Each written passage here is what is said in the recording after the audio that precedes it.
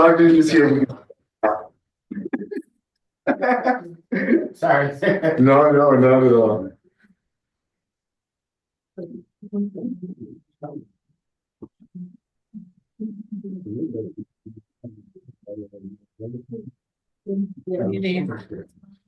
Also, just like I made the announcement to the new people that will ask you to introduce yourself, if you're a voting member, and we'll let you know if you have any doubt.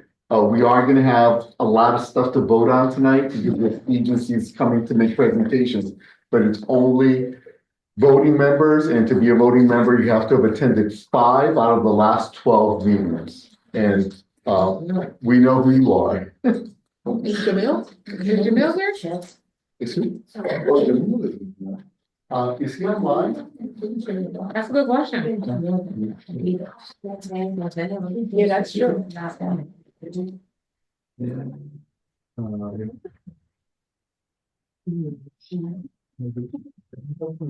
This is my work stuff.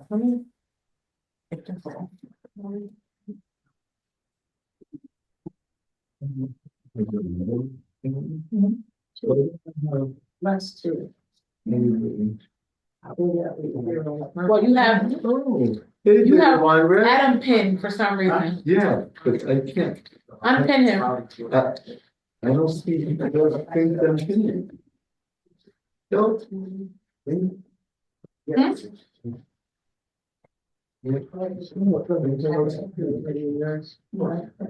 said where's what? Oh, is he kidding? I don't. You must have it on speaker. So let me just get the. Yeah, I want to see. Yeah, what's happening? Are you, who are you? You're not there, you right? No. Oh, you, gallery for now? That's what we're. Hello, mother.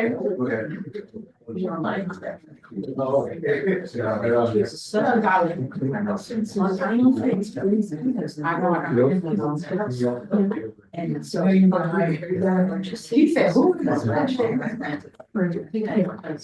folks, it's 6:04. We're gonna go ahead and get started.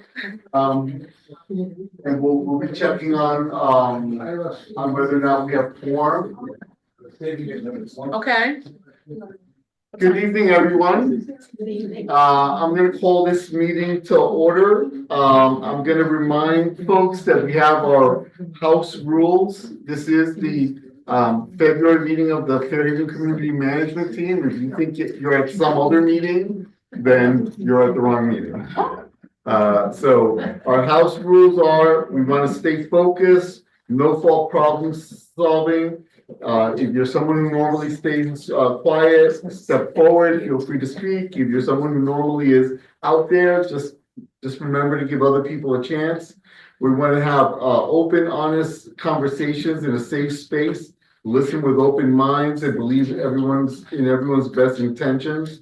We're action oriented, so we will be deciding what we want to do and when and how and plan to make this happen. And this is a Fairhaven centered collaboration. So if we start drifting off into stuff that really is beyond Fairhaven, we're going to reel it back from there. So our goal is always to start on time, and we always start a few minutes late. That's the honest truth. But we're going to try to end on time and honor the agenda. The library does close at 8. That's the final arbiter of when we close, but we're going to try to finish before 8. Okay, so please mute your microphones. If you're on Zoom, use the chat and feel free to put in your name and what address you're from, either a street name or the name of your nonprofit or the name of your business. We have started the recording. Madam Secretary, please call the roll call. Yes, of course. Lee. Present. Adam. Present. Anna.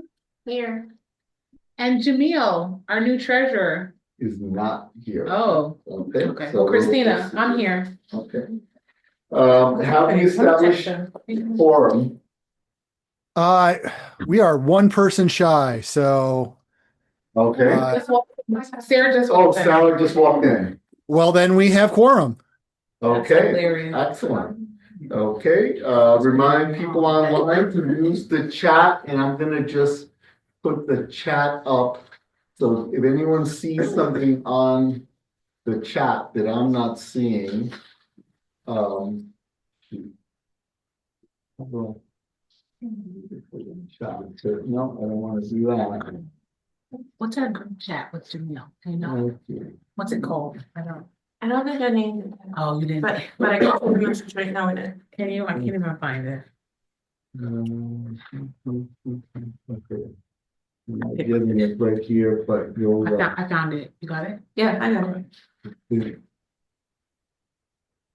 We'll just put it off to the side here. What's happening? I just wanted to get the chat incorporated without having it be over people's faces. Wow. And I'm not seeing how to do that. So if you know how to do that, come on up, Christina, if you know how. I'm to do sorry. that. But I'm gonna go ahead and get us started. Okay, so we've established forum. I hope everyone that wants to, you know how we incorporated next to it.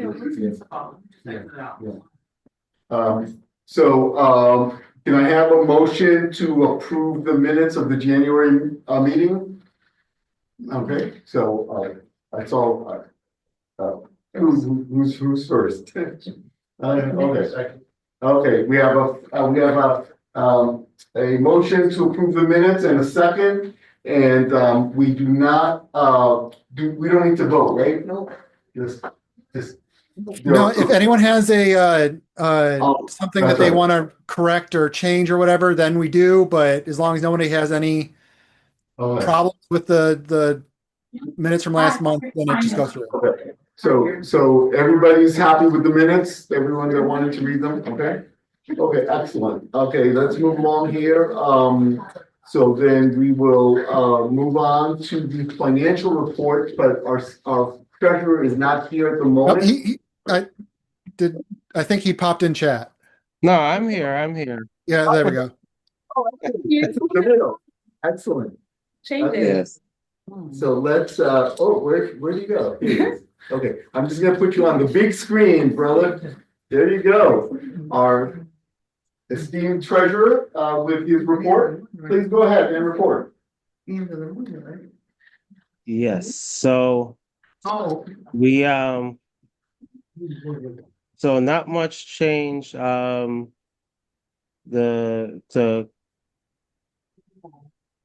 There's one issue that I have to look into. For Zoom, we were charged twice on January 9th. So I plan to call to investigate why we were double charged, but right now our current balance is $5,560.30. And outside of that was the beginning balance was 4,900 and 40 cents, but we only had those two Zoom charges that I think one of them needs to come off. So I'm gonna give them a call tomorrow to get that cleared up, but that's it. So two things, I would just ask you to coordinate with Adam, who is our person who set up the account, so that there isn't duplication. And then let's do what we can for next month to make sure that we have the statement that we can put up so people can see it while you're talking about it. But great, thank you very much. Any questions about the finances, where we are? It's all clear? Okay, so we apologize, we're still getting, everything lined up with the new process with the new treasurer. Thank you very much, appreciate it. Okay. Thank you. Okay, so then now we're gonna move on to the police report. Sergeant, I saw you here, please come on up. Thank you, sir. Good evening, everybody. Good evening. So should I stay in here? What do you want me to do? Yeah, Right there, right here. All right. So our trends continue to be on a good swing here. We've been doing really good. I hate to even say it out loud, but I will. So we did have this is January's report. So we did have one robbery, and actually it was New Year's Day that was kind of unfounded. So chalk that up. Two burglaries. one that should be close to an arrest warrant fairly soon. 10 theft from auto, 7 motor vehicle thefts, and no murders, no firearm discharges, no other violent crimes to report for January. I know there was a robbery yesterday. That's not on my report, but it's fresh in my mind. On Clinton Avenue by Dover Street, commercial robbery, the bodega across from the Clinton Avenue School. Two individuals came in masked and put a gun to the clip. It was actually, the video was actually pretty traumatizing. No one was hurt. Nobody was hurt, and our ISU detectives, our Robin Burger detectives are looking into it. I will say, we've in the city of New Haven, as you all know, last year we had a bunch of the tire and rim thefts. So I get email. We've been tracking it ever since. I'm kind of like the point person because Fairhaven caught the brunt of it. Catalytic converters is back up again. I will say Fairhaven has 0 in the last like 60 days. So the rest of the city, unfortunately, has a bunch. So they're aware of it. I just say that here just because obviously just be mindful of it. You know, any suspicious activity, people are on your cars or whatnot. There's usually lookout cars. They're pretty in and out. These are like experienced crews, but they're hitting everywhere. They haven't been in Fairhaven yet. Hopefully it continues that way. And then just some updates, our community support task force that started last month, they're still getting their feet wet, trying to understand the inner workings of everything that's going on. They've been doing really good out here. They obviously have the whole city, not just Fairhaven, but you know, most of their times are spent in Fairhaven and the Hill due to the increased homeless population in the area. Other than that, we did have an academy class that just started last month, a couple weeks ago. That's our biggest academy class that we've had. I want to say since COVID. So we have about 27 New Haven groups. How many, Sergeant? Yes. 27? So there's about 29, but there's some that are not from New Haven. So I think there's 3 outsiders. I don't have the exact number. I could get it. I'll definitely follow up on it, but there's at least 26 or 27 New Haven specifically, but that for sure is the highest number we've had since COVID. They have a long training, so we won't reap the benefits of it to the end of this year, probably Christmas, November, Christmas time, because they got to go through 7-8 months of academy training and 3 months of field training before we actually see it. But the help is coming, and that's going to make our numbers really good once they really hit the ground running. And then that's pretty much all I have right now. Been working with the alders and LCI and our community partners. Everything's been working good. So I'll leave it up for questions. I have a question. Yes. In order to ask about the update on the chief of police, I'm sorry. the chief of police. It's status quo. I'm not privileged to those meetings and updates. But it's for us, for everybody below, you know, and all of us. It's all status quo. We just keep on going right now. So I do know it's still ongoing with the state police. So. Any questions online for the chief? I don't see any online. For the chief. Yeah. I'll take it. Yeah, the chief of police is Fairhaven. Thank you very much. Appreciate it. Yeah, I guess just for Should I quote you? Wonderful. Okay. Moving right along, we're going to go to the LCI report. I don't. Is Magali with us from LCI? I did not see Maggie online. Yeah, Maggie. Okay, so we're gonna, in case she comes on, we'll just put it on hold for now and move on. And I know we don't have anyone from economic development. They have been struggling with their understaffed, so we'll keep trying to, we just keep them on the agenda so that we keep requesting them. So guess what? That gives us a little bit more time for our new librarian for Fairhaven. Rosilla, come on up. Yeah, and whoever is gonna come up with you to introduce you or however you guys want to handle it, so. This is our new, librarian. Bienvenida. Okay. Tell us about. Yeah, right there. Right. Graciela. Yeah, that's good. Hello, everyone. I'll have Robert introduce me, I guess. Yes, we are really happy and pleased to introduce Graciela Rivera as the new branch manager here at Fairhaven Branch Library. We've been friends for a while, and I am just so glad and pleased that she's here. She's ready to work in the community, and I would let her tell her more about herself to you all. Hi, thank you, Robert.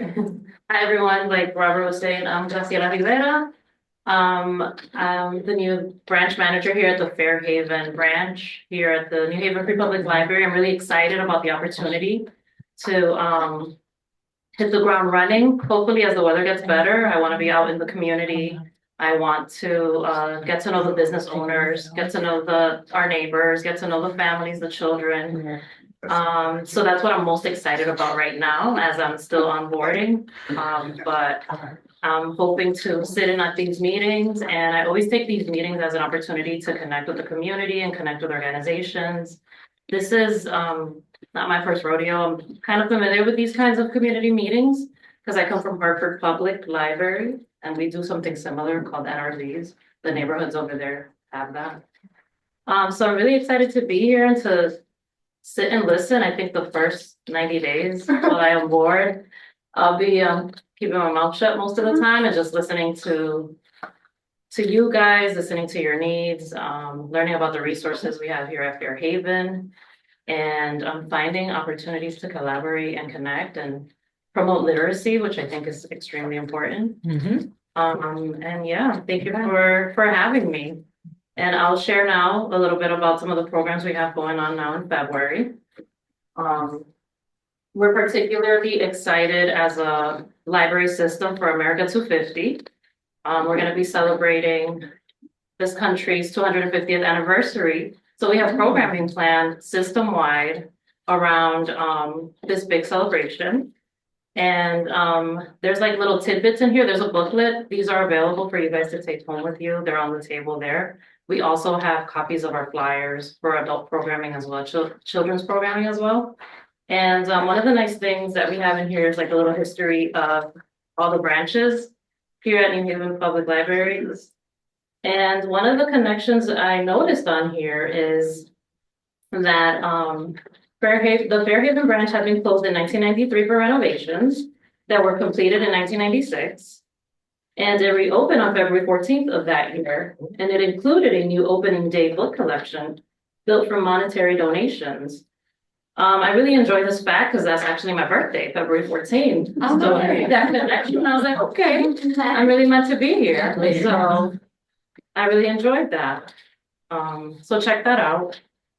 And then in honor of Black History Month, we are going to have a musical performance on February 28th. It's for everybody's welcome to join us for that. Music Haven will be providing that performance, so we're really excited. What time? That is going to be from 3:30 to 4:30 on Saturday, February 28th. We also have ongoing Spanish language conversation club, the ongoing English conversation club as well that Susan runs. Thank you, Susan, for doing that. I was actually really impressed when I started here at Fairhaven that there's 2 different kind of conversation clubs going on consistently on a weekly basis. That's extremely hard to find in a public library. So the fact that Fairhaven's already doing that was music to my ears. But yeah, there's a lot going on at the Fairhaven branch. So I encourage you to pick up a flyer on your way out and take it home. And please feel free to reach out if you ever want to just sit and talk and tell me a little bit more about Fairhaven, the community, and some of the things you want to see change. I'm happy to do that. Thank you. So thank you, guys. Any questions before you step out? And any questions in the room right here? Anna? I just saw in the chat, they're asking if you can please step in front of the camera so they can get a look at Oh, you. she's right. We're sorry. I'm like, I see It's that. here. Yeah. It's facing this way. Oh. Yeah. No, the camera's right here. We're so sorry. If you stay there, I'm gonna just turn this camera. Why And are there we she doing is. Hi, Hi, everyone. Hi, good to meet you all. Yeah, it doesn't need to face that Virtually. way. It should face that way, right? No, it always faces. And I'll see you guys around and come by and visit, come by and say hi, okay? That's perfect. Well, let's, Any questions, before she heads out, from the front here? It's not me. Any questions in the room? Any questions online? I don't see any. Okay, and only thing I'm gonna ask you to do is if you could make sure that our secretary has your preferred email and your preferred phone number. Those two, and then every city official that comes on a regular basis, every agenda has that information. So anyone that picks up any agenda will be able to reach out to you. And just if you would share that with her. And I am noticing, thank you very much. thank you. I personally am looking forward to introducing Graciela to a bunch of the businesses on Grand Avenue and to agencies. She wants to really hit the ground running and we want to support her. I want to acknowledge Maria Bernhay. She is our city librarian. Standing in the back here, if you want to just kind of wave to folks and have people know. She's been our city librarian now for several years. I have the good pleasure of serving on the board of the library for the city of New Haven. And it's just great to be there and a pleasure to work with her. Maria, do you want to say anything or want to come up and give us a few words? Good evening, everyone. I don't, which way is the? Yeah, so you stand right there and. I wanted to join tonight just to be here to welcome Graciela to this meeting as well. I know that one of the reasons why, you know, we were so looking forward to Graciela joining on board. Yeah. Hi, everyone. Nice to see everyone here too. Is their connection to the community. And that's something we really look forward to, especially now, you know, libraries, so much of our library services are beyond library walls. You know, the services that we provide here are very important, but it's also very important for us to be visible in the community, to connect with folks, so they're aware of what we have here for them. So that's a big part of our outreach that we do out in the community, as well as, you know, the services we provide here. So I think Graciela is going to be a wonderful, addition in leading this branch. You know, you already have such a wonderful team here. You know, the team here is just so committed to making sure that you all have what you need and being responsive to that. So I think with Graciela's leadership, so there's so many, a lot of room for growth here of new things to do in the community. And I also do want to take a moment while I am here to also address the elevator, as I'm sure that there are questions, and I assume there will be questions. And is also another reason why I wanted to be here this evening. So our elevator is currently out of service. As you may be aware here at this branch, during a routine inspection, it was turned off, part of what happens each year. And unfortunately, this year it just did not turn back on. There is a part that went bad on the elevator. It is original from the original install back in the 80s. It is no longer manufactured. So we are currently working with city engineering as well as the Office of Disability Services for the city, as well as our own facilities team in trying to expedite a solution to this as quickly as possible. So we'll keep you informed. I did meet with Graciela yesterday. We were talking about ways to offer alternatives to the community for any patrons that this may impact, whether it be, you know, we're looking at doing some grab and go for folks who may need assistance and cannot go up the stairs to make sure that they can get their materials. As well as making alternatives for other locations for like Vita services and things like that available on our website so folks know before they come to the branch. So communicating that out as well. So again, it's just we're working to resolve it as quickly as we can. We'll communicate that out to you and keep you informed of that. But that's just the current status of it. So we're working. Any questions? We have a question in the room and then we'll take one online if anyone has a question. Go ahead, sir. I came to Fairhaven 10 years ago from a southwest city. And the first thing that shocked me was library was opening at 10 o'clock. And then I learned Fridays, I guess, and Sundays, this library was closed. Sunday mornings, we had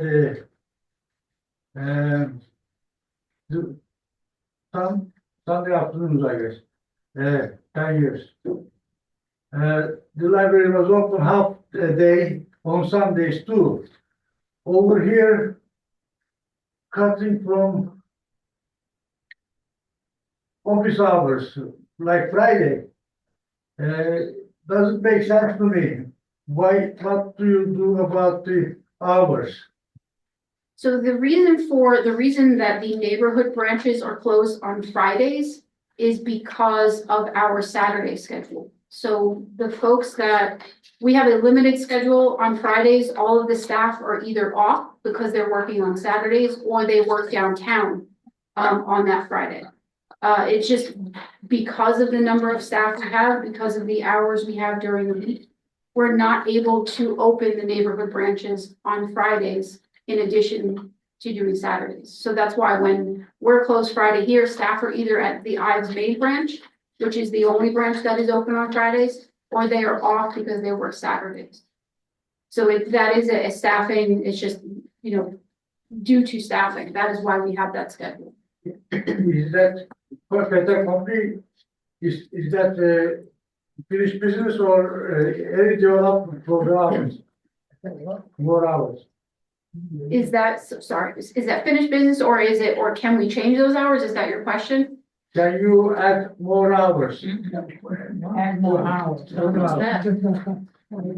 It's something that the library has been looking into, ways to expand hours. But unfortunately, due to our current staffing, I would say schedule, we're not able to do that. Perhaps maybe as a city employee, Maria can't say this, but I'm gonna say it. We don't have enough money Right. for our libraries, and we're 0.7% of the budget, something like that. Yeah, we should be as a minimum at 1%.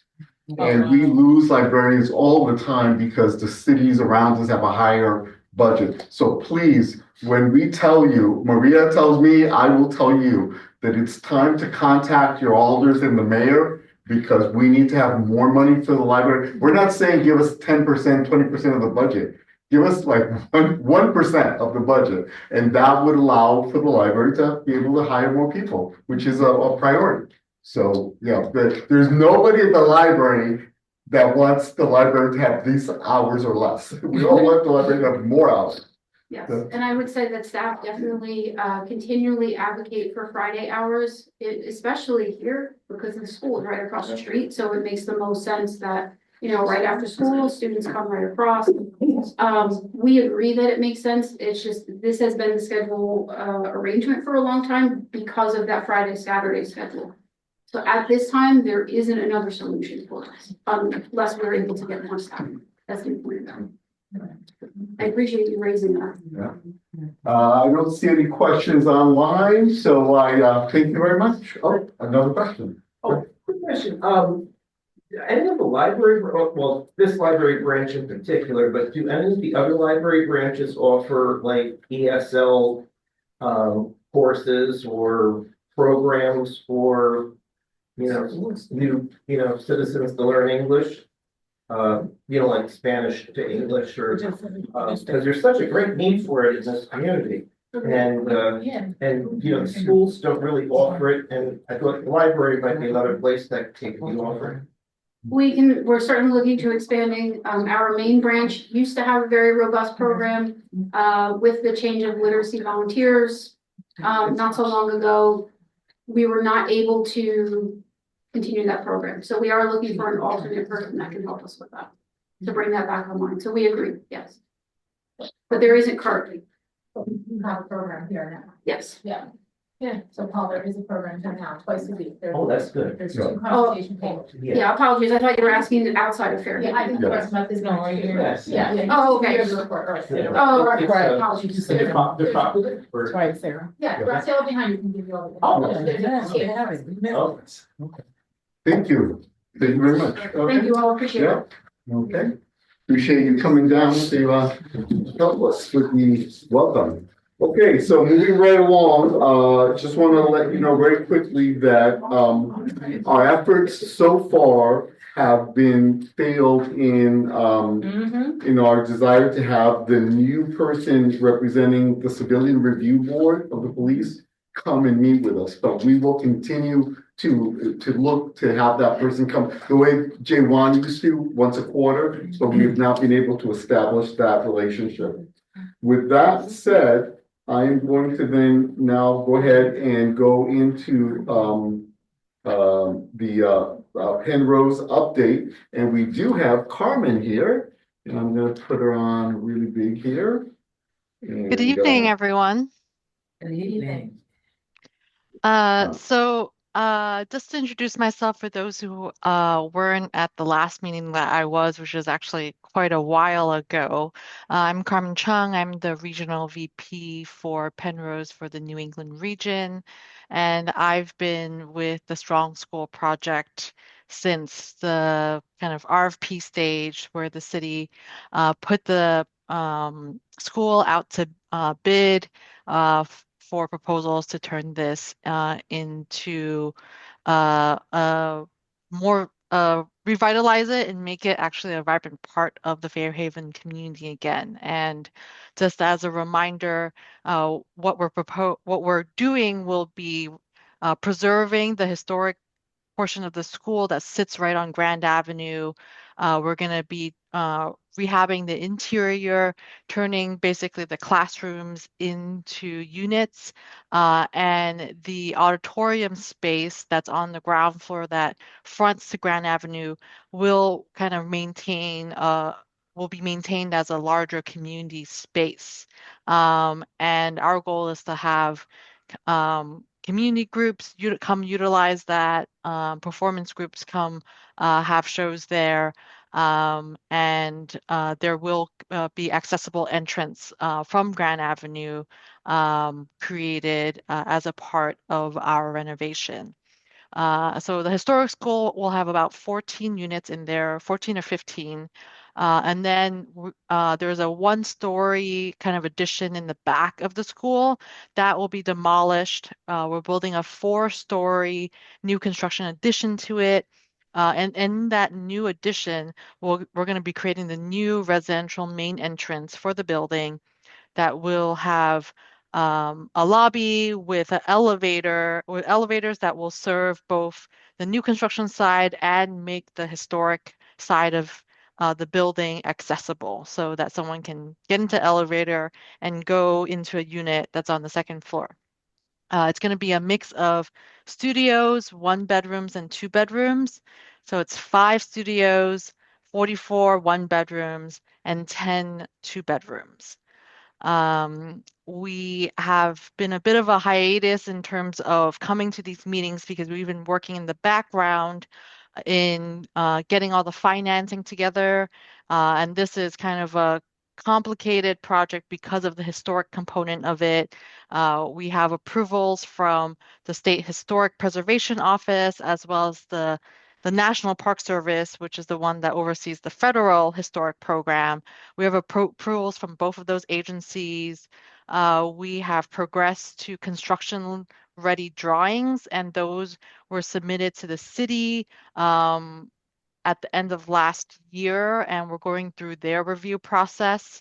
And our target is to get to a construction start early this summer. And the construction schedule currently is estimated to be around 18 months, so a year and a half. And so that will likely put us to the end of 2027, early 2028 for completing the building. And a few months before we are ready to open, probably around 90 days before, that's when we will start actively accepting applications. Before that, once we close on our website, we will kind of update all this information. People can sign up on there's a Strong School page on our Penrose website where people can sign up to be notified of information, but we won't be accepting any applications until we get closer because all these units are going to be affordable units. So in order to comply with all the programs that fund it, we need to make sure that people are income qualifying, and your information is only valid for a certain number of days. So that's why the period for accepting applications is around 60 to 90 days before we are ready to open. But that's, I think, the overall update about timing. And once we are under construction, we'll also come back to this group for all of your help for all the more kind of fun parts of the process, where we still have mural space on the Perkins Avenue entrance, right above the entrance, almost the 3 stories above it is planned to be a large mural space. So we'll definitely want input and help from this group to kind of make sure that what is on that space represents this community and comes from, with collaboration, your help to make it kind of something that reflects the neighborhood. So with that, I think I will be open for questions. That's great. Thank you very much. Alder Miller, who's the alder for the area, wants to make a comment or a question. Before you start, Carmen, there's a request that you could put the link to the Penrose website so people can sign up for updates. Go ahead. Yep. Sorry. Thank Carmen publicly. There's a reason why it took us 15 years to get to this, because it's really, really complicated to do these deals. The economics of this building are challenging.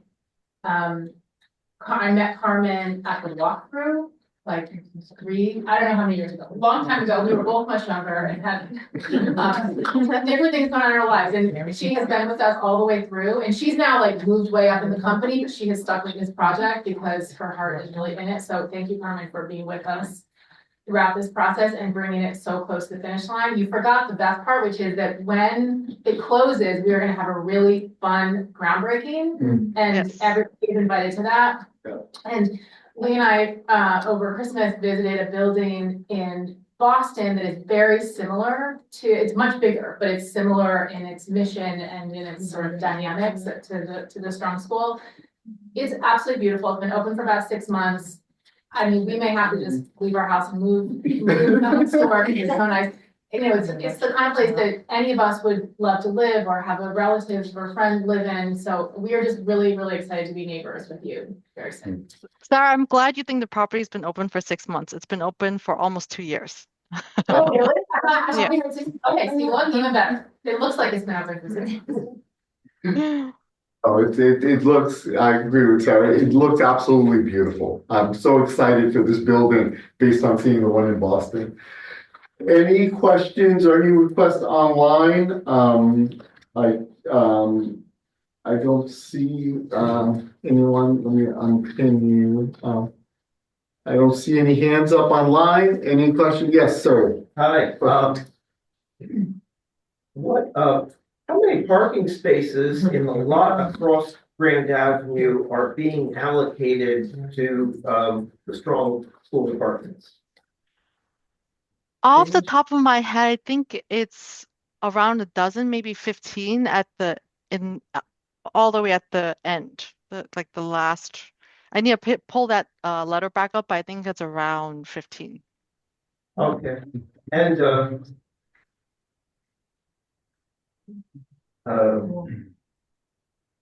I'll skip the next question. Sorry. Okay. Actually, I'll ask. The graffiti on the building, is it possible to have that removed early on in the construction process? So we don't have to keep looking at it, because it just gets by month, it just gets worse and worse. So if it's gone, it may not return, hopefully. So I was just wondering, we've lived with it so long that, the city's not doing anything. And he said, when they transfer the property, you guys will clean it up. But the entire front is just awful. So Okay, I just wonder if you get something early on in the construction process. Go ahead, Carmen. Yeah, so I don't think the contractor has kind of sequenced it out, but I'll kind of convey that to them. I think there's oftentimes a reason why the contractor has sequenced things a certain way. But I'll definitely take that back to them as a request. Thank you. Okay, so with that, thank you very much. Please enjoy the rest of your evening. Thank you Great. for being with I us. guess one more thing about the website. So the website and the page for the Strong School will be up when we start construction. It's a little early for that, but I'll definitely come back. I'm sure I'll be coming back once we start construction to give everyone an update. And I will share the website then. Thanks, everyone. Have a good night. Have a good night. Thank you. Take care. So with that, we have concluded not only the city portion, but also the ongoing business. So now we're going to move to the new business, and a lot, in fact, all of this is going to be presentations from various nonprofits who have asked to come speak with us because they are applying for CDBG money, community block grants. And a part of the process is to have them come here. We've asked them to come up and speak for approximately 7 to 8 minutes. And then there'll be a couple of minutes for questions. Listen for these things. These are what we've asked them to tell us. Who are you? And some you will know immediately, like the first one, the Mary Wade Home. What is the project or the project? Some of them have 2 projects, like Mary Wade Home. And then the third question we asked them to answer is, how else can people become involved? In addition to the letter of support, which we send after the presentations, you'll get instructions from Adam as to how you will vote. And any project that gets the majority of votes of members who are members in good standing, which means 5 out of the last 12 meetings, those are the people that get to vote. Then we will send a support letter for that. Okay, so that's our process. And at the end of these presentations, Adam will come on and explain the voting process to you. So with that, we're going to start with the first one, and that is Mary Wade Home. And here, because David Hunter had a conflict, is Patty Scussel from the Mary Wade Home. Okay, and somebody's doing a clock, right? A little. Oh, yeah. Yeah. Okay, so we're getting Do I stand here? about 8 minutes. Yep. You can Okay. stand there. And, Right. I'll turn the camera. Would you be good at You this? can see you presenting. Yeah. Okay, fine. Okay. Good evening. It's nice to be here in person. I try to come here when I can, but a lot of times I'm online. My name is Patty Scussel. I am Director of Home and Community-Based Services for the Mary Wade Home. In my role, I oversee the transportation program, and I'm sure you all seen our buses and our Subaru, and also oversee our Adult Day Center.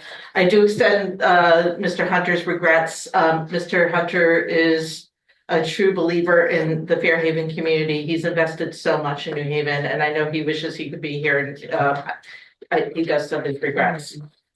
We actually are, just to give you a little snapshot of Mary Wade, I know many of you are familiar, but there might be some folks who aren't.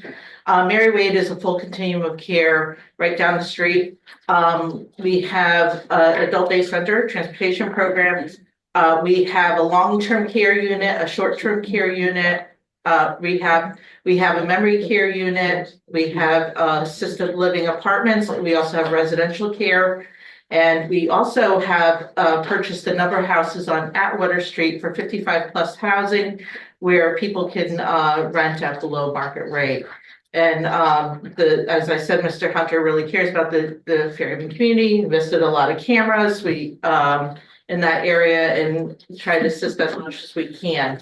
We hold neighborhood meetings once a month, and we also, people are welcome to attend those. If they'd like to have more information, let me know. We, as Lee had said, we are applying for 2 community development block grants. The first one is for $88,348.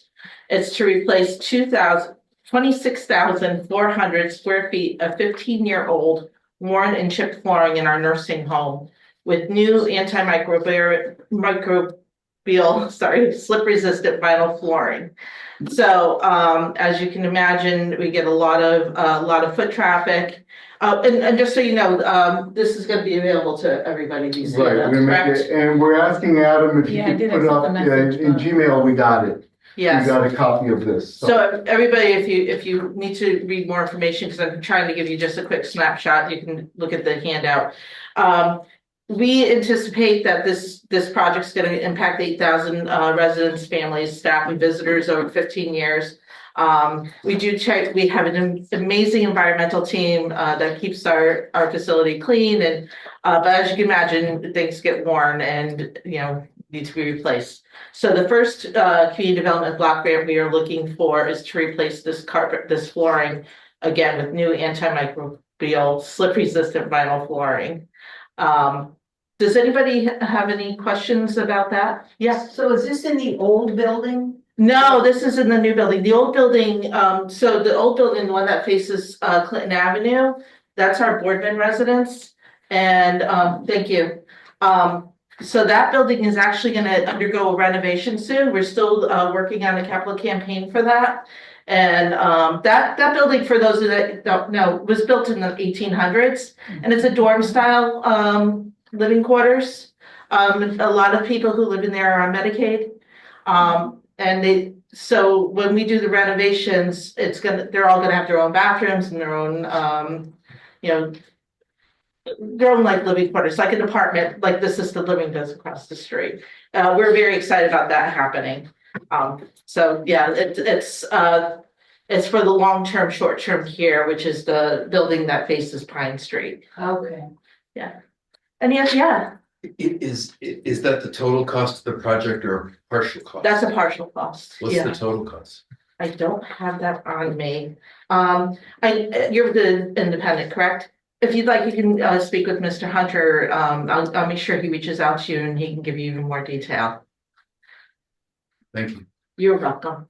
Okay, folks, any questions in the room? Any questions online? If you could go ahead and take that down for us, Adam. If you have a question. Oh, sorry. The second one's on there too. So don't take it down, sorry. Go ahead with the That's second okay. one. This one I can answer all the questions on. Sorry, okay. The second one is about our transportation grant. We're writing a community development block grant request for $25,000. And that is to pay a portion of the salaries for 4 of our bus drivers. We have been increasing, we've been getting an increasing number of people who are requesting rides with us in the community. Our rides are free as long as you're not on Medicaid. Unfortunately, because MTM covers Medicaid, we can't transport Medicaid, except on the weekends. We can for that. But we're getting an increasing number of people who need transportation to medical appointments. United Healthcare used to provide free transportation for a lot of folks. And so we're getting a lot of people calling now because they don't anymore. But I believe we are the only service in the area that does provide free transportation for seniors for medical appointments. And again, we are getting an increasing number of calls, but we can't, if we were able to hire more drivers, then we would be able to, help with more of those appointments. So it's for anybody in the area? That also provides services? No, but The service. Is the service for residents? Yes, Who's it for? yeah, so our main funding for our transportation program comes from the Agency on Aging.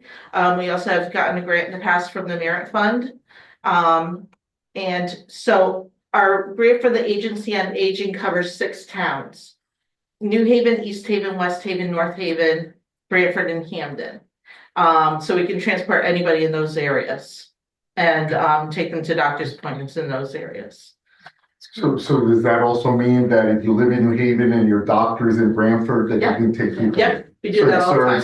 Not only the people there, but getting our people out to wherever their doctor is. Exactly. And we take a number of people, like we might take people from on the weekends. We might take somebody from Bella Vista. They might want to go out to dinner at Longhorn in North Haven, or they might want to go to the movies. We've taken people to church services on the weekends. So our transportation is much more than just medical appointments. It's it's leisure as well on the weekends. And we do have the benefit of having our trained drivers. We have lifts that make it easy for people, not just people in wheelchairs, but there are folks who have a hard time climbing up the stairs into the bus.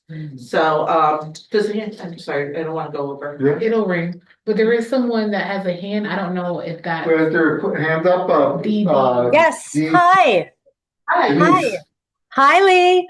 Hi. I love this service. When I was a case manager, we relied on you so much, and I so Thank you. appreciate you doing that.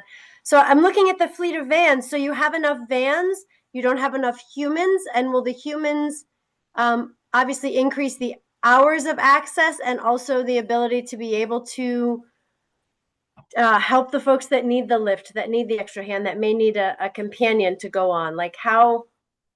Yeah, so that's a great question. Right now we have 8 buses and we have 2 cars. The 8 buses, and actually we're gonna be receiving the 9th one this year. We do not have the staffing to use all the buses, and mainly because of the financial. That, you know, we don't have it in the budget to hire extra drivers, which I would love to. You talked about the chaperone part. We do have a relationship with the Agency on Aging where they can provide, if you need to go on a medical appointment and you might not want to go on your own, we can match you up with a chaperone from the Agency on Aging to go for free with you. So we do that often as well. Thank you so much. Okay, so with that, we're gonna have to wrap. No, not at all. So thank you very much for the presentation. Remember, members, you can, you'll be asked to vote on these, to approve them. Okay, moving right along. Next on the agenda, we have, Centro San Jose. And, did you send us a presentation to put up? I did, but if it's not Okay. in control, then I can just do Yeah, no, we'll have, Adam, if you could put up the Centro San Jose presentation? just like a little visual. Yeah. Hi, good evening, everybody at home. My name is Gabriela Quapio. I serve as a youth and basic human needs coordinator at our Centro San Jose Family Center. For those of you who are not familiar with our center, we are under the Catholic Charities umbrella.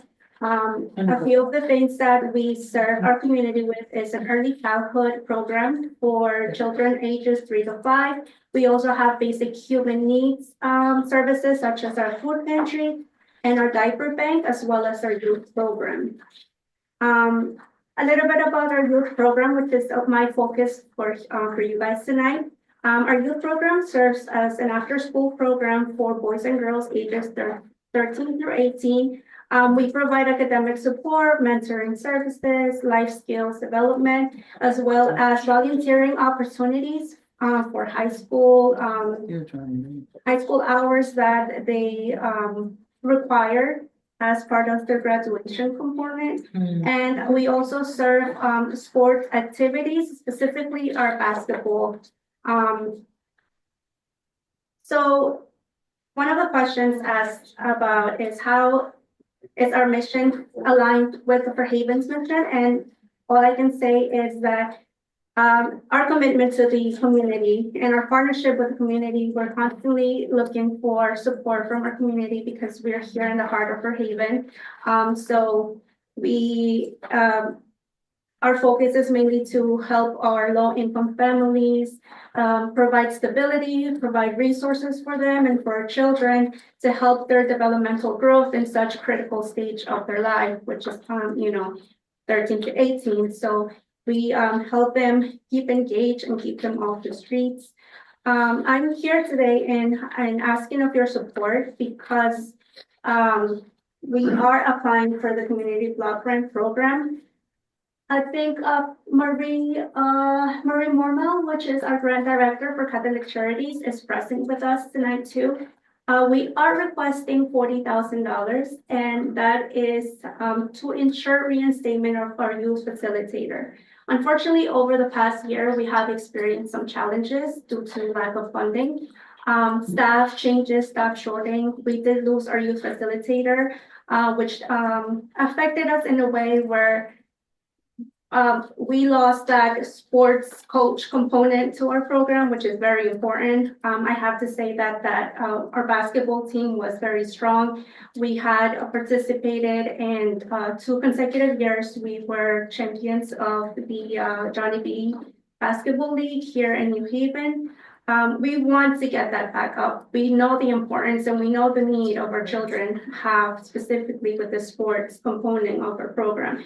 Not only that, but I don't know if you guys experienced, but somebody said early on when there's lack of or shortage or lack of staff, then it's really hard to support everything else. It's kind of like a domino effect. And that also includes it's just myself, the director, and we're have to split ourselves sometimes in all these different directions. So by reinstating our youth facilitator, we're also strengthening the supervision to all that our children require. And then with additional staff in place, we will be able to increase our numbers, hopefully get our basketball program back in motion. And then because of that, and because like I mentioned at the beginning, because we have been a staple of Fairhaven for so long, we want to keep providing that sustainability and we want to keep on growing. We want to keep on offering these services. We would hate to start losing services because like I said, with these things, everything is kind of like a domino effect. And we really, really want to continue serving our families and our youth. So as of right now, I will leave this open to you guys for any questions. One quick question, how can people be involved with Central San Jose other than providing sort of support? Oh, thank you, yes. So because of the lack of funding, a lot of the times I get caught up going into a lot of meetings or a lot of collaborations, partnerships in the community. I would love to partnership with anybody who's interested in providing mentors, anyone as mentorship, volunteers, someone that can come and talk to our children, or any other services that our children might be interested in. A lot of them do ask for life skills, for example, cooking classes. They're interested in like fitness, somebody coming in and teaching them yoga. So like if there's anybody that knows of mentors and volunteers out there, then that will really help our program in this time of need for funding. Any questions in the room? Any questions online? I don't know if Marie wants to say anything. Sure. Thank you for this opportunity. We really appreciate it. Speaking to you today, and Gabby did a wonderful job. We do need some help from the community in finding some space. Hopefully we will be funded by CDBG so that we can get our youth facilitator back. We need gym space, basketball space, space that can also be used for youth who are interested in volleyball or other sports. That's been tough for us. We were historically at Fairhaven School, and a couple of years ago, we weren't able to secure that space because another nonprofit was running a lot of programs in the school. So if anybody has any connections to the local schools or can advocate for us, it's been really difficult to try to get that space. So the 2 major factors in our CSJ program is to have the youth facilitator and to have the space. And so any support you guys could give us regarding that, if you have ideas, any community space available with a gym, a school, would welcome any advocacy that you can do with us at the city level for that. Thank you for that. Any other questions? Okay, so there'll be a process, as I said, for voting. Thank you for your time. Thank you very much. Okay, then we're going to move along here to the next. The next presenter is Reset Collab. Is someone here? Thank you so much. Yes, I'm here. I'm here, Lee. Okay, go ahead. Do you need me to? I have a presentation. Should I share it myself? As I say, if you want to be in charge and drive it, you can share yourself. And Okay. if you want me to do it, I can do it. No, that'd be great. I would love to share. Thank you so much. Okay, give me 1 second, and I'll just get set up here, everyone.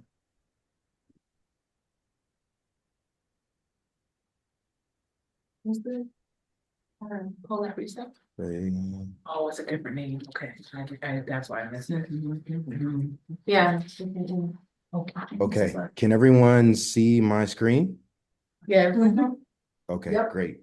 Hey everyone, my name is Ndubisi Okeke. Is really glad to be here. I'm really glad to be here with you all. And so as Lee said, I'm here to ask for your support for the CDBG block grant. That's really key to our ongoing work. We're really honored to say that we received a letter of support from the Fairhaven Community Management Team last year. And I'm excited to share our progress and what we're hoping to do this year. But before I do that, let me talk a little bit about who we are. Even some of the whisperers like, oh, collab, reset, like that was confusing. I didn't know who they were. For those of you who may not know, last year Collab was acquired by Reset, bringing together two organizations that have really deeply aligned missions. Collab, as you all may know, had a really strong reputation for high touch and heart-centered entrepreneurship as a way, as a vehicle for economic development and economic justice. But Reset, which was a Hartford-based organization, brought additional statewide infrastructure, systems, and long-term sustainability. Reset was actually the very first accelerator program in the state of Connecticut. So the acquisition allowed Reset and Collab to combine their strengths into one unified organization. And most importantly, this collaboration wasn't about replacing or disrupting Collab's work. It was really about protecting and expanding it. So programs and relationships and the community trust continued uninterrupted, while staff for both organizations gained additional support and resources and capacity. And so today, Collab and Reset were able to deliver more consistent programming, stronger data and reporting, and expanded access to funding, while keeping that same community-centered, heart-centered approach that entrepreneurs, especially in New Haven, really value. Okay, so what work are you doing? What are we planning to do? How does this align with the Fairhaven team's mission? So we love the mission of the Fairhaven team at Collab and Reset. Specifically, we feel our work to support small businesses aligns with the part of your mission that talks about sustainable community development, economic opportunity, and community-based partnerships in Fairhaven. So with the support that you and other community partners gave us, these numbers actually represent real people and real businesses.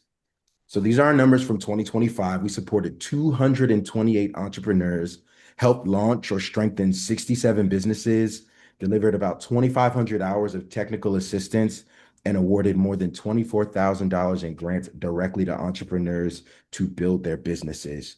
And most importantly, a lot of that support went to BIPOC and women-owned businesses. So what does that look like in Fairhaven specifically? Like I said earlier, this combined entity is a statewide initiative, but our graduates are deeply embedded in Fairhaven. And so we show up in Fairhaven in pretty tangible ways. We participate in Fairhaven Day every year and other local events, and we use those moments to engage directly with residents and entrepreneurs to provide in-person support, information, and referrals to different organizations that might be of help. We also offer dedicated office hours and one-on-one coaching that's tailored specifically for entrepreneurs who are just getting going, just getting started. This allows business owners to get the individualized support based on where they are and they get the help navigating the different challenges that face them. A key part of our presence in Fairhaven is our partnership with City Seed. Shout out to Sarah. I heard your voice, but I don't know if you're still there. Through the collaboration that we have with City Seed, we deliver food business fundamentals program and host a bunch of community-based events there, including our upcoming alumni gathering here in Fairhaven. So these partnerships, specifically our City Seed partnerships, allows us to meet entrepreneurs in a trusted and in a familiar space, a space that's growing and blooming that I think we're all really excited about. So in terms of accessibility, we're really intentional about who we're reaching. Right now, 15% of our alumni, our office hour participants, and our event attendees actually report being from the Fairhaven neighborhood. And so we're looking to continue to grow that number. And as a part of growing that number is language access. We translated curriculum and different resources into Spanish and Arabic. And we've hosted several Spanish language NHE3 grant workshops. For those who don't know, really quick, NHE3 is a grant that's available to entrepreneurs up to $8,000. And we've been trying to make sure that entrepreneurs in and around the city, Greater New Haven, understand that opportunity. Okay, let me quickly move through because I actually don't know how much time I have left. Yes, 3 minutes. 3 minutes. Perfect. I'm moving through. So what are we requesting? So our goal as an organization is that every single entrepreneur in New Haven has the opportunity to take risks and fail safely and support the neighborhoods that they love. So this year we're asking for a similar amount to last year. We're asking for $70,000 in funding to support staff across key areas in New Haven. This funding supports our high touch and cohort-based entrepreneurship programs where staff lead recruitment and program staff deliver one-on-one weekly coaching, workshops, mentor matching, and ongoing participant and alumni support. That includes Spanish language support from New Haven-based staff that keeps programs accessible and affordable. It also supports different one-off events that we like to do, centered around education, networking, and ongoing entrepreneur assistance.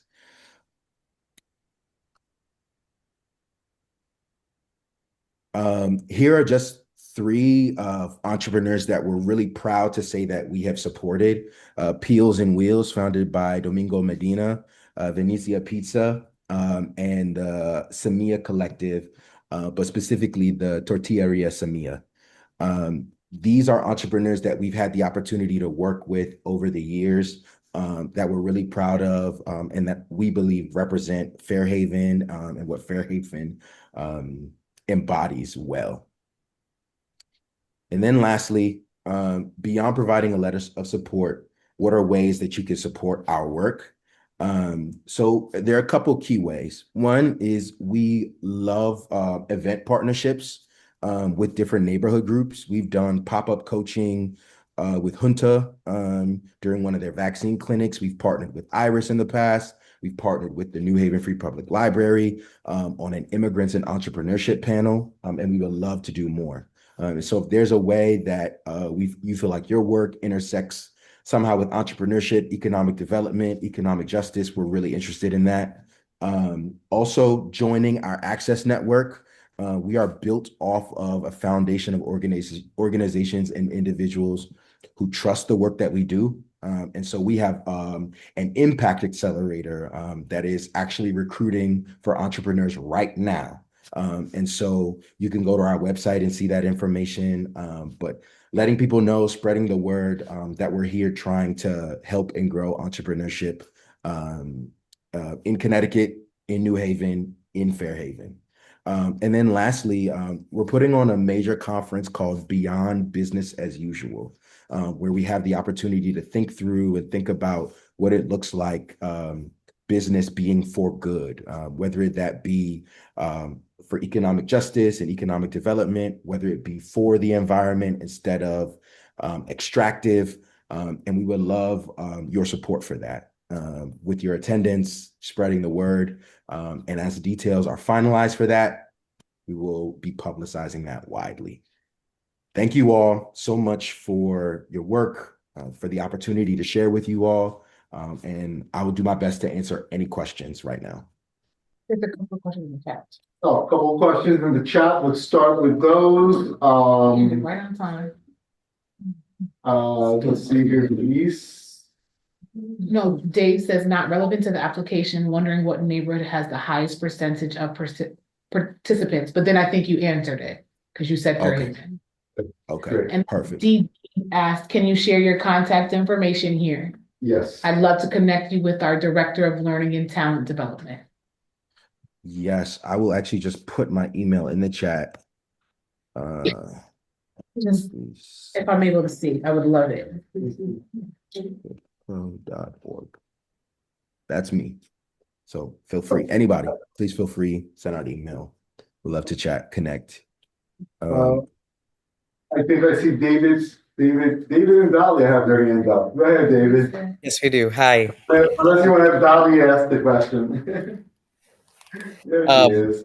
I wanted to ask or confirm, I'm fairly certain that undocumented neighbors may participate in programs. I just want you to clarify that because obviously that matters in terms of who we recommend your programming to. Mm-hmm. Absolutely. Undocumented neighbors are welcome to participate in our program. Great. Thanks for saying that. Okay. And any questions in the room? Question in the back, Rafa? I have a question. The three businesses you mentioned, are those Fairhaven businesses? Yes, those are businesses in Fairhaven from residents of Fairhaven, founded by residents of Fairhaven. Okay. And any other questions? Okay, thank you very much. We're gonna move on to the next presentation is the final one, Umbrella Center for Domestic Violence. Come on up. Let's unpin him. Oh, yeah. So Let's that, get you unpinned. yeah, thank you so much, sir. Thank you. Take care. Okay. Bye-bye. Okay, come on up. I have some materials that I can pass Okay, around. I can help you with that. Okay. You make your Here you presentation. go. I'm starting. Okay. First, good evening. My name is Esperina Baptist Stubblefield, and I am the Director of the Domestic Violence Programs at DH Care. I want to thank you so much for allowing me to come here today and speak with you and tell you about the programs that we have at DH Care. We cover 19 towns, the domestic violence services at DH Care, and Greater New Haven is our largest town. So part of the services that we have in general, we have staff at New Haven Court, Derby Court, Milford Court, and Derby, New Haven, Milford Court. We have a 24 hours service hotline call where individual with domestic violence can call at any time, 24 hours a day, to speak with a certified domestic violence person who's able to assist them with whatever their needs are and whatever crisis that they have. In addition to that, we have two shelters, one in Greater New Haven, one in the Greater Valley area, as well as our offices. We have offices in New Haven, in Shelton, and in speaking today, we'll be asking for assistance with financial assistance to cover our Hope Family Justice Center program, which this group has supported for many years. We've gotten letters of support. We've been open since 2019, and we have been getting support from you guys, and we appreciate it, and we want to continue the great work that we're doing in the community, as well as we also get funding for our housing specialist position that is housed at one of the safe houses in New Haven. So BH Care Domestic Violence Services include the safe house, as I said before. It serves residents from across the city. Fairhaven is consistently one of the top represented neighborhoods that we serve, with at 19% of clients coming from Fairhaven in both programs. The New Haven Safe House offers 24-hour emergency shelter assistance When there's individuals are there, they are able to get safety planning with a caseworker. They're able to get case management, counseling. They're able to get services from our child and family advocate with registering their children into school if they have to get relocated, get enrolled into a new school. And they're also able to get counseling for their children. Both of these programs really help shaping the long-term safety and housing navigation of the individuals. So the Whole Family Justice Center is a one-stop shop that was created, as I said before, about 5 years ago, almost 6 years this July. And at that center, we have advocacy where we're able to help individuals who go into court if they need to do a restraining order. We can assist them with, accompany them to do that, and as well as helping them fill out that restraining order. We help them with safety planning. We have trauma-informed counseling. We'll give them basic needs. And also we have on-site police reporting. We partner with New Haven Police Department and they are on-site. So if the individual find that the police department might be too intimidating or they don't want to call the police to come to their home, they are able to come to our site and it will arrange for them to meet with the police and a police officer. So we have a child-friendly place. We at 142 Temple Street. We have a children's room, so if an individual come, they are with their children. We're able to separate them while the children gets to play and get counseling, while mom or dad is able to get services in another room. So both programs are attended heavily, as I said, by New Haven, and we have some of the partnerships we have that are in Fairhaven. Junta, the Fairhaven Health Department, Clinica Hispana, Christian Community Action Agency, IRIS, and the Fairhaven Adult Education.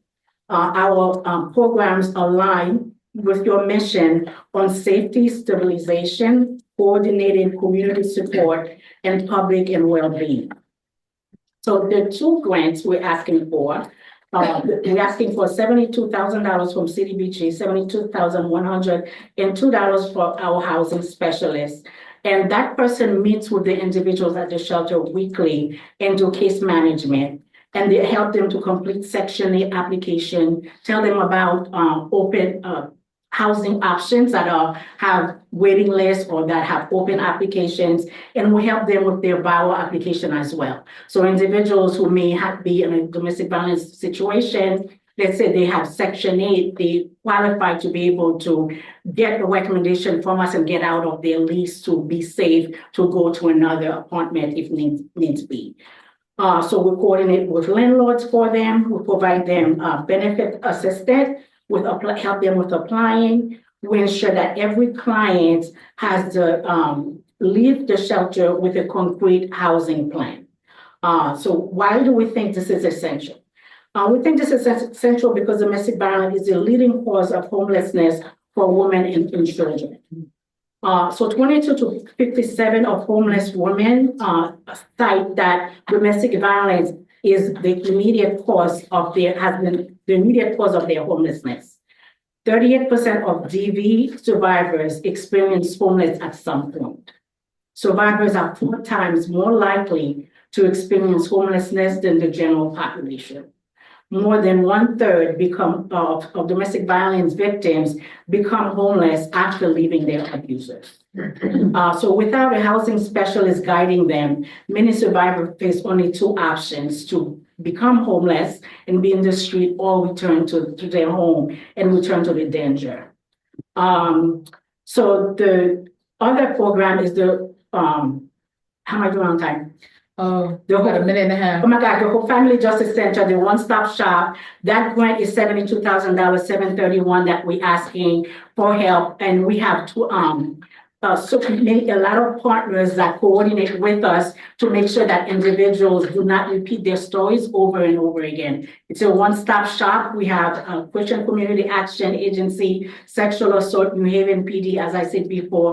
They all come on site so that when this individual comes for services, they're able to see everyone at one time and they don't have to go to many places repeating their stories over and over again.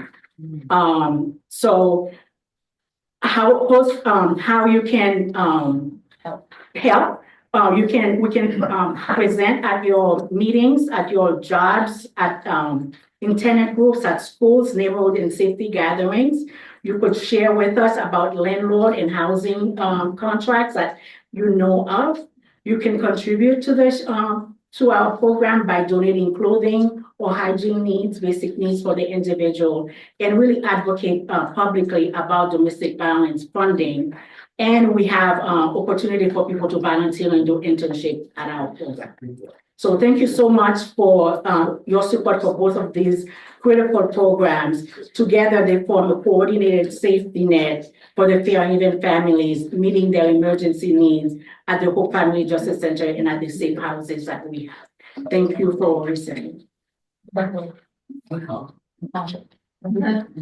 you so much. Any questions? Any questions? Question from the back? You guys service more than just New Haven. We cover 19 towns, but New Haven is our largest town. My mom used to work for the shelter. Okay. We're talking about in the 80s. Okay. When the shelter for the battered women, she was one of the persons when they first started. Oh, wow. Awesome. Thank you. Yep. Lee, there's a hand. Go ahead. Thank you so much for sharing that. This is the time when calls are going to go up and incidences have historically gone up. Just because this is what I do, can you just tell us the hotline? Is it still 789-8104? Or is there a different? I just want everyone to hear Super Bowl Sunday is a stressful time and 79. Can you repeat that number? Go ahead and put it in the chat. 8104. I'm putting it in now. Thank you. It's on the flyer. It's also her flyer that I didn't get it. I'm so sorry. And that information that's been handed out here, we'll try to put that up online. Yeah, historically, the day after Super Bowl is one of our busiest days. Yes. Because people drinking. Yeah. Any other questions? Any other questions in the room? Okay. Thank you very much. Well, I'm sorry. Okay, so, I don't know, is the representative from Collab still on? Yeah, okay, you stepped away. Okay, okay, folks, in a second, I'm gonna ask, a minute, I'm gonna ask, Adam to come on and explain our voting process. I wanna tell you something. When people make presentations to us, right, we basically take them at their word, and that, they should, and we don't have no expectation that people are trying to mislead us or misguide us. But I think that it's important to point out two things I want to point out, and they're not related to each other. First of all, a lot of people don't know that domestic violence that was being talked about was actually founded in New Haven by an incredible woman whose name I can't remember right now. And when she couldn't get funding anymore, she actually Sophie Tucker. Huh? Sophie Tucker. Sophie Tucker. Okay, thank And you. I worked with her. And Excellent. we had the Thank you first for that. shelter. We had the And so did Rafa's mother. My mother And was so so here's my point, that this is an organization that started here, and the woman who started it surrendered it to this broader, bigger organization because it had just gotten to be too much. And it's so great that they have included New Haven because there's so much need here. Okay, so that's one, period, end of sentence, different paragraph. Collab is a wonderful organization, but the person who spoke is under a misunderstanding. Venetia Pizza Restaurant is actually in North Haven. The family is Mexican.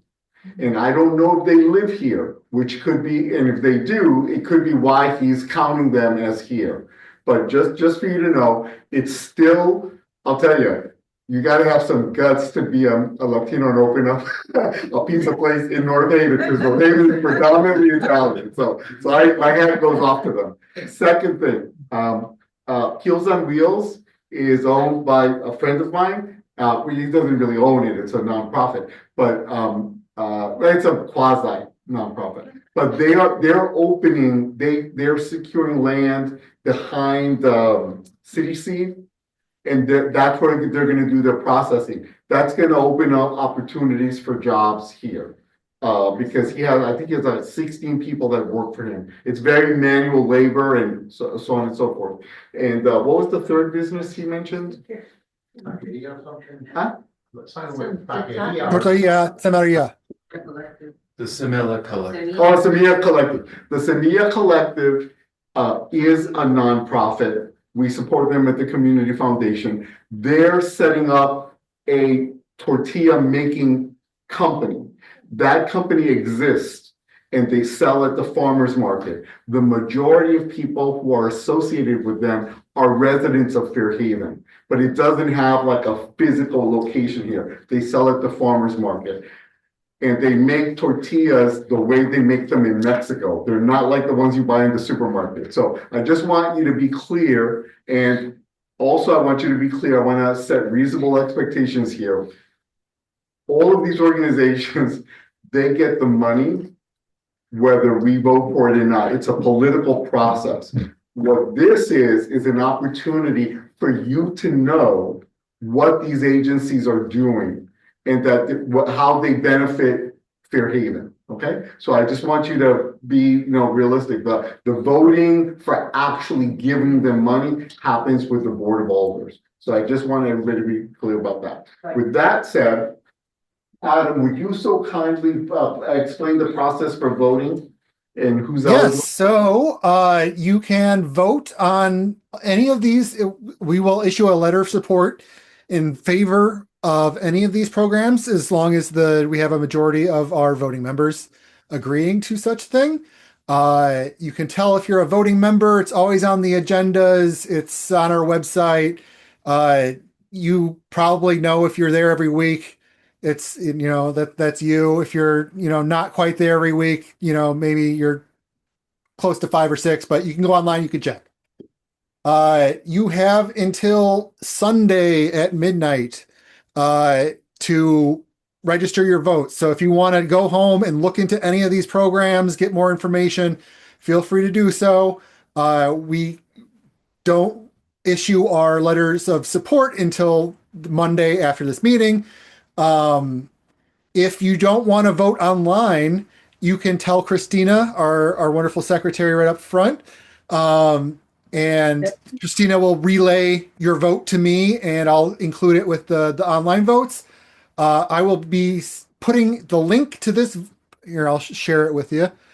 So we've got just a little Google form. You can say, support them, don't support them, or I don't particularly care about this one. I'm abstaining, or, maybe if you're conflict of interest, you want to abstain, whatever, but it gives you the opportunity to vote. If you only want to vote yes on one and abstain on the rest, you can do so.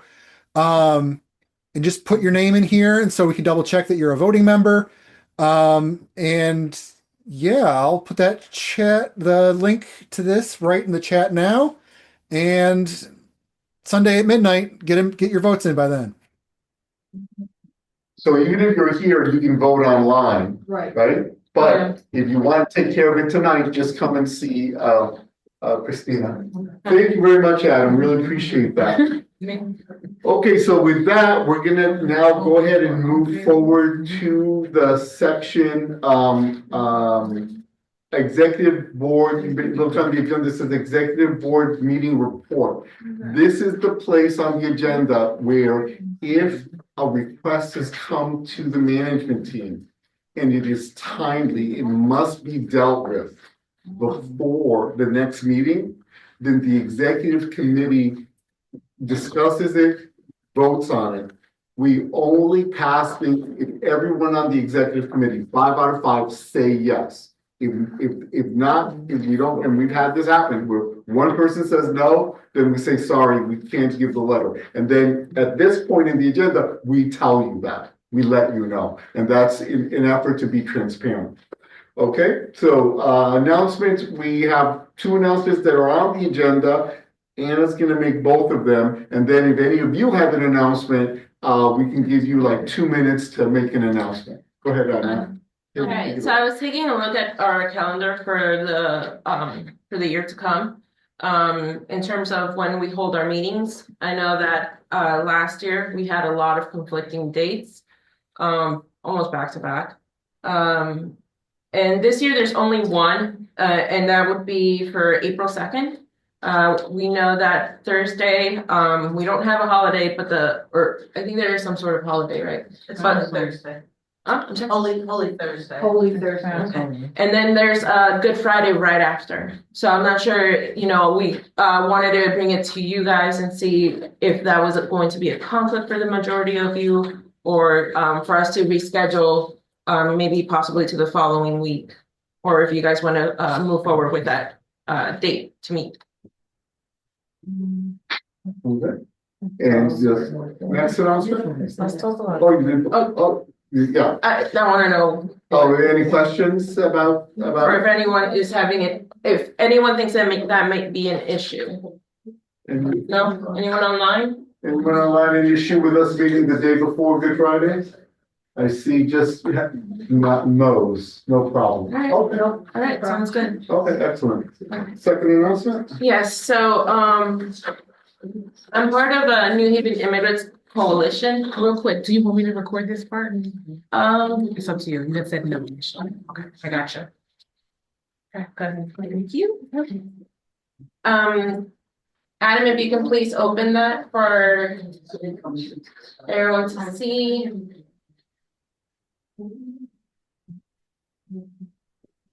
And so as many of you know, what's happening in the news and what's happening around our city, around the country, there's been a need to help out our community. I know that we haven't really done a formal presentation, and I did let the coalition know that it would be nice for them to go and do that to every community management team meeting. But essentially, I wanted to share with you guys our rapid response line. If you believe you are seeing an ICE sighting, please give us a call, let us know. We typically like to follow the salute method, where when you call in, let us know, and please call in as soon as you're seeing it. The size of group of officers, the action or activity that you're seeing, the location where it's happening, whether what kind of clothing or uniform they're wearing, and obviously time and date, and more importantly, if they have any equipment or weapons on them. Gathering this information while you're on the phone with us really, really helps. If you can record safely or take pictures, we would also appreciate that as well. So if anyone's interested in any information, we typically do leave some flyers and information there. I have our link tree right here, so that if you guys want to access our website, do donations, get more information or any flyers, we can have that. I do implore, please help your neighbors and the fellow community. Thank you. Thank you. Okay, with those announcements, I have a couple of announcements, but first, is there anyone in the room or anyone online who has information they'd like to share very quickly? Did you want to share something, Marianne? No. Okay, we're good. Okay, so anyone online? I don't see anyone online. Okay, two other quick announcements. One is, we had over 50 people here tonight. Over 50 between online and in this room. And this, I just really want to take my hat off to the people who work with me, to Adam as the vice chair, to Christina, to Anna, to Jamil. It takes time to organize these things, and we don't always get it right, but we keep trying to make it better and better. So two things about that. I already told you, this is my last year as the chair. I really believe that I need to create space. I can't just wait for someone. So I'm not going to run again next year. I would love, we have in our bylaws for a co-chair. If there's anyone that would feel inclined, look at how nice this group is. You guys, we argue, we don't all feel the same way and think the same way, but we could really use another co-chair so that the transition is a little bit smoother. So consider, if you'd be interested, I'd be happy to talk with anyone about what it takes. The basic commitment is an hour the Thursday before, the last Thursday of the month, where we do the agenda thing. And then there might be some questions during the month, but most of those are handled via email and phone call. There's no other meetings, and then this meeting. So it's roughly a commitment of about 3 hours a month. So if any of you are interested, please do, okay? Second, I want you to all to know that we're in a relatively good financial position. There are other management teams that have no money at all. We have money, and when people come to us with things like a Thanksgiving meal for the elderly, or there's a garden that needs repair in our neighborhood, we are so fortunate we have money. Some of you will know also that I have money that's been left over from an organization that was active in New Haven called the Chatham Square Neighborhood Association. More often than not, we match. So if the management team gives $250, then we give $250 from that money. That money is going to be used to paint all the switch boxes on Grand Avenue. They're all going to have a mural on them. We have a young college student, Mexican American, who she painted the first one by the bridge. Take a look at it. It's gorgeous. That's going to happen. But all of that takes money. So if you happen to run across some money, you find a $50 bill laying on the street, $100 would be better, and you want to donate it to the management team, we will take that money and it will be used 100% for stuff to benefit Fairhaven, one. And number two, it doesn't get used without this body voting for it to happen. Okay? So we're asking for your time. If you have time that you can give us about 3 hours a month, and we're asking for your money, not because right now we need it, but because now is the good time to give so that we always have that fund that we can draw on. That's how we pay for the Zoom, and that's how we make donations as a community.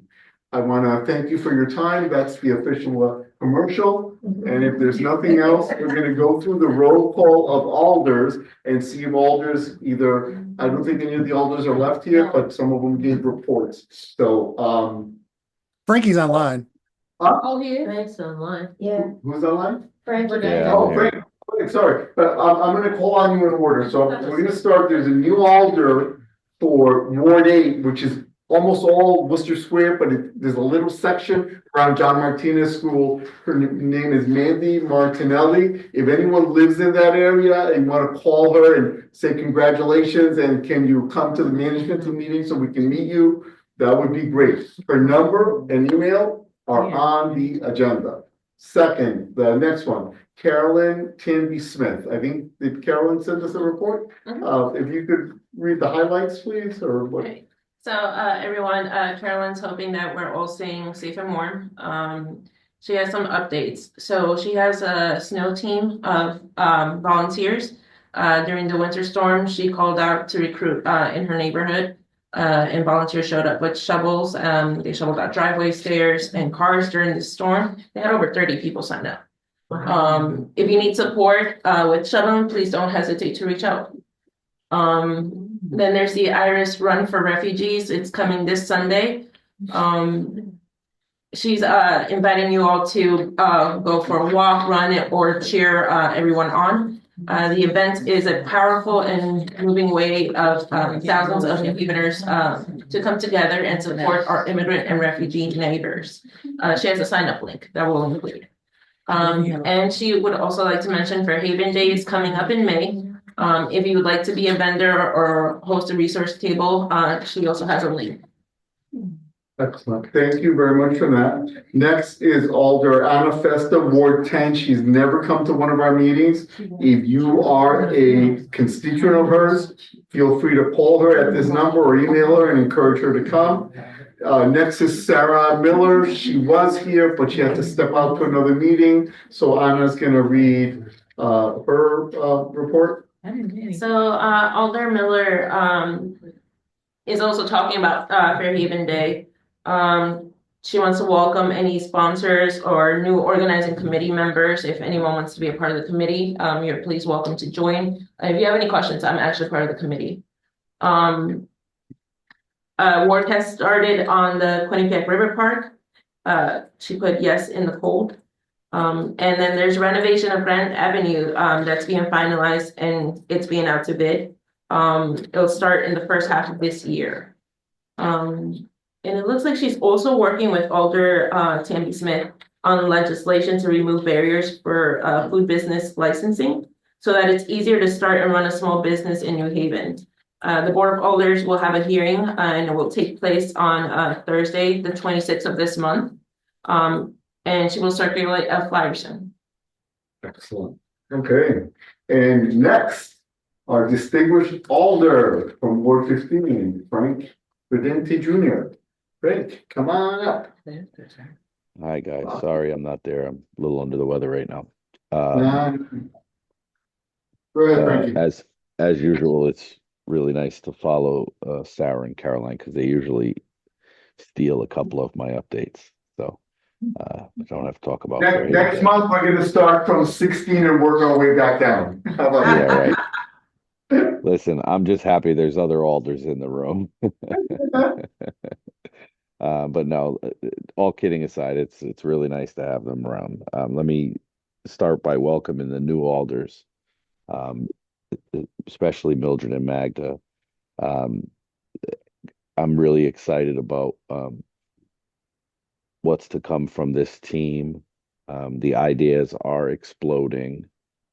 Without giving away too much, I know Mildred and I, excuse me, have been talking about some sort of Halloween function, parade, get together coming up next year, or this year, to kind of bring all the wards together, something including the park and the bridge, and it's just stay tuned. We're working on a lot of things together, but that also being said, Anna's presentation reminded me that it's not just us, the alders. I think we're really blessed to have an unbelievable coalition around a lot of issues. Today is, our just unbelievable communication and teamwork around protecting our residents and our neighbors. Tomorrow it's going to be something else, but it just seems like every time there is an issue, we're able to get it out there and get our heads around it and get a solution to the problem. So I just want to say I'm very grateful to be a part of this community. That's why I love Fairhaven so much. So new term, was hoping for some new committee assignments, but I am on the same committees, still on community development, youth and youth services. And I am the new vice chair of the education committee, along with my friend Gary Hogan, who's the chair. And I believe Alder Melendez, Alder Miller, Alder Smith are all, and the new alder from Yale, Alder Theodore, who's a cross kid. He's not really a kid, but he's also on that committee. So that education committee should be very interesting to watch. I don't really have many updates other than that. I know that people are experiencing a lot of snow issues still. Please continue to put them on C-Click Fix and then let me know so I can get on it. But other than that, does anybody have any questions? Any questions in the room? I want to take this opportunity to publicly thank Frank.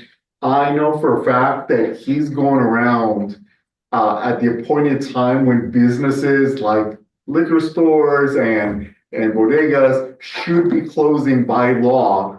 And that had kind of fallen by the wayside, but Alder Redente here has taken it upon himself that these congregating places on hours where they're not supposed to be open, that creates problems, and he is on this, and I really appreciate that, Frankie. I don't see any questions online. The last alder on the list for this month, next month, we'll make it first, is Alder Magda Natal, the new alder for Ward 16. She did let us know like 2 or 3 days ago that she wasn't gonna be able to come, and she did send us a brief report. Oh, you have it? Okay, because I have it too. So, all right, Oh, cool. Go ahead. So Magda wants to say that she's hard at work and has been attending the onboarding process as a newly elected alder. She's been appointed to the following commission and committees: the Equal Opportunity Commission, the Tax Abatement Committee, the Community Development Committee, the Health and Human Services Committee.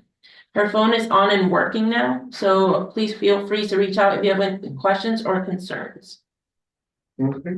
I do want to point out. Can I just add, Lee, if I Yeah. can interrupt, can I just Yeah. add, I was also taken off the Equal Opportunities Commission, and I am now the appointed to the Capital Projects Committee.